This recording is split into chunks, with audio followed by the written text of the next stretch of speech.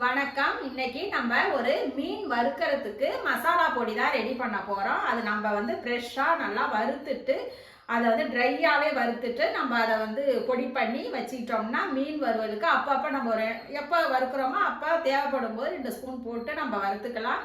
அது இல்லாத வாழைக்காய், உருளைக்கிழங்கு எது வறுக்கிறோமோ அந்த பொடியை 2 ஸ்பூன் போட்டு 1 ஸ்பூன் போட்டு நம்ம வறுக்கும் போது நல்லா டேஸ்ட்டு சூப்பராகவும் இருக்கும். அதுதான் இன்னைக்கு நம்ம வந்து செய்ய போகிறோம்.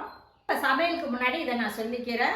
நம்ம வந்து ஒரு குளியல் பொடி சேல்ஸ் பண்ணலான்னு இருக்கோம். அது வந்து நம்ம சேனலில் ஏற்கனவே நான் போட்டிருக்கேன். அதில் என்னென்ன கொடுத்து அரைச்சிருக்கோம், எல்லாமே மூலிகை பொருள்லாம் போட்டு சேர்த்து அரைச்சிருக்கோம். நாங்கள் கீழே லிங்க் கொடுக்குறோம், பார்த்துக்குங்க. இது வந்து 6 மாத குழந்தையிலேருந்து பெரியவங்க வரைக்கும் யூஸ் பண்ணலாம்.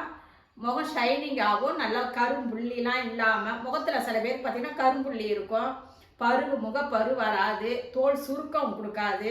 நல்லா குளிக்கும் போது நல்லா ஃப்ரெஷ்ஷாக இருக்கும். நம்ம குளிச்சுட்டு வரும்போது சூப்பராக இருக்கும். இந்த குளியல் பொடி வந்து நம்ம போட்டு குளிக்கும்போது இது எல்லாருமே யூஸ் பண்ணலாம். ஜென்ஸு லேடிஸு 2 பேருமே யூஸ் பண்ணலாம். இது நல்லா இருக்கும். இது வேணுங்கிறவங்க வாட்ஸ்அப் நம்பர் கொடுக்குறோம், அதுக்கு மெசேஜ் பண்ணுங்கள், இல்லைன்னா கால் பண்ணுங்கள். உங்களுக்கு உடனே நாங்கள் அனுப்பி வைக்கிறோம். நீங்கள் இதுக்கு எங்களுக்கு ஒரு ஆதரவு கொடுங்க.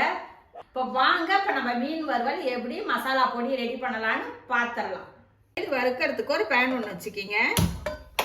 அடுப்பு ஆன் பண்ணிவிட்டு சூடு ஏறினதும் மல்லி 1 ஸ்பூன் சேர்த்துக்குங்க. சோம்பு 1 ஸ்பூன், மிளகு 1 ஸ்பூன். அதாவது மிளகு வந்து சோம்பை விட கொஞ்சம் கம்மி பண்ணி தான் எடுத்துருக்கேன். ஜீரகம் 1 ஸ்பூன்.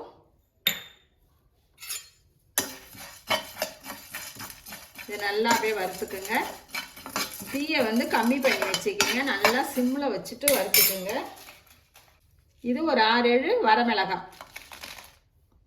இதையும் சேர்த்து அப்படியே வறுத்து விட்டுருவோம்.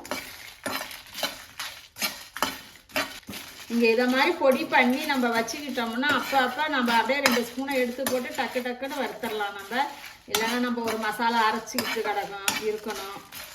அது மாதிரி இல்லாமல் இது மாதிரி செஞ்சு வச்சுக்கிட்டா ஈஸியாகவும் இருக்கும். உங்களுக்கு காரம் எவ்வளோதான் அதுக்கு தகுந்தது மிளகாய் சேர்த்துக்குங்க. இப்போ நான் எடுத்ததுக்கு ஒரு 6-7-8 மிளகாய் இருக்குதுன்னு நினைக்கிறேன். அந்த அளவுக்கு எடுத்துருக்கேன். இது நல்லா வறுபட்டுட்டு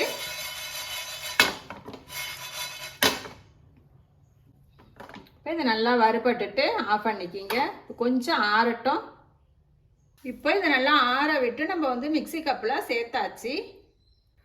கார்ன்ஃப்ளவர் மாவு,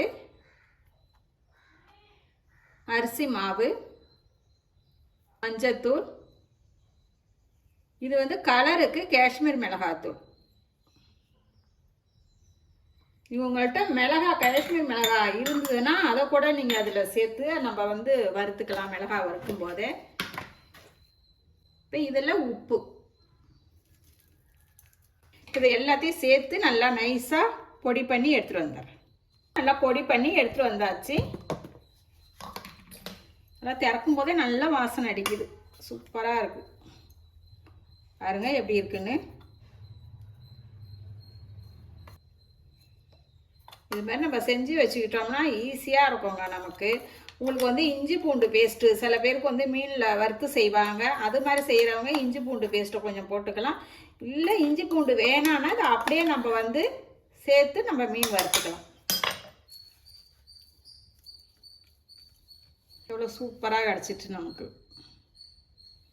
நான் எடுத்துருக்கிற மீன் வந்து செங்கால மீன் தான் எடுத்திருக்கேன். இப்போ இந்த மீனில் நம்ம அந்த பொடியை சேர்த்து வறுவல் செய்ய போகிறோம். ஒரு ஸ்பூன் அளவு போட்டாவே போதும். இதில் கொஞ்சமாக ஒரு லெமன் சேர்த்துக்குங்க. கொஞ்சம் ஒரு புளிப்புத்தன்மை நல்லாயிருக்கும் டேஸ்ட்டு. வேணுங்கிறவங்க இஞ்சி பூண்டு பேஸ்ட்டு வேணால் நீங்கள் சேர்த்துக்கலாம்.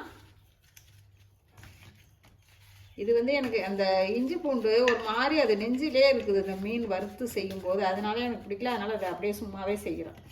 பொடியை மட்டும் போட்டு செய்கிறேன். உங்களுக்கு வேணும்னா இஞ்சி பூண்டு சேர்த்துக்குங்க.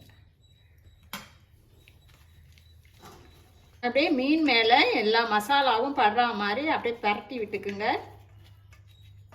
அது மாதிரி நல்லா எல்லா மசாலாவும் படுற மாதிரி பரட்டி விட்டுக்க வேண்டியதுதான். விட்டுட்டு ஒரு 5 நிமிஷம் ஊறினாவே போகிறோம். நல்லா ஒரு காரம்லாம் அந்த மீனில் இறங்கியிருக்கும். எல்லாத்தையும் பரட்டிட்டு காட்டுறேன். இப்போ எல்லா மீன்லேயும் நம்ம வந்து மசாலாவை அப்படியே பரட்டி விட்டாச்சு.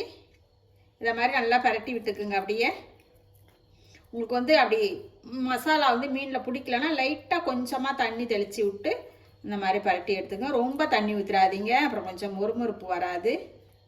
எண்ணெய் நல்லா ஹீட் ஆனதும் அடுப்பை நல்லா சிம்மில் வச்சுட்டு ஒரு கொத்து கருவேப்பிலை,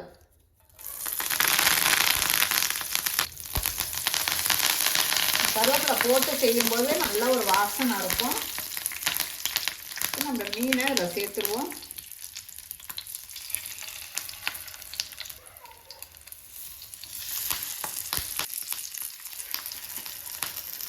நம்ம வந்து காஷ்மீர் மிளகாய் சேர்த்ததுனால நல்லா ஒரு கலர் இருக்குது பாருங்கள் மசாலாவிலேயே. இதை அப்படியே சிம்மில் வச்சு அப்புறம் நல்லா அடிப்பக்கம் வெந்ததும் அப்புறமா திருப்பி விட்டுப்போம்.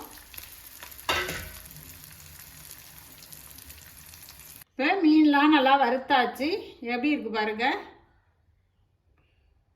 பார்க்கும்போது அப்படியே நல்லா ஷைனிங்காக எப்படி இருக்குது பாருங்கள். சாப்பிட்றதுக்கும் ஜம்முன்னு இருக்கும். நல்லா ஒரு ரசத்தோடு வச்சு சாப்பிடும்போது சூப்பராக இருக்கும். அப்படி இருக்கு பாருங்க. இப்போ சட்டுன்னு ஒரு மீன் வறுவல் ரெடி ஆயிடுச்சு. அதே மாதிரி மசாலா பொடியும் ரெடி ஆயிடுச்சு. சூப்பராக இருக்குது. இந்த மசாலா பொடி நல்லா வாசனையும் சூப்பராக இருக்குது. நம்ம வந்து உருளைக்கிழங்கெல்லாம் வந்து பாதி அளவுக்கு நம்ம ஆவியில் வேக வச்சுட்டு அப்படியே நீல வாவியில் இந்த மசாலாவை நம்ம வந்து அப்படியே மேலே போட்டு பரட்டி விட்டு இந்த மசாலா வந்து நம்ம அந்த உருளைக்கிழங்கு மேலே அப்படியே பரப்பி விட்டு அதை மாதிரி எண்ணெயில் போட்டு பொரிச்சு எடுத்தோம்னா அப்படியே சூப்பராக இருக்கும் நமக்கு. அது மாதிரி இது செய்யும் போது நல்லா இருக்குது. இது இந்த பொடி செய்யும்போது இந்த மாதிரி நீங்களும் ஒரு டைம் மீன் வறுவல் செஞ்சு பாருங்கள். இது ரச சாதத்துக்கு அட்டகாசமாக இருக்கும். செஞ்சு பார்த்துட்டு கமெண்டில் எப்படி இருக்குன்னு சொல்லுங்கள். ரசித்து சமைங்க, ருசித்து சாப்பிடுங்க. தேங்க்யூ.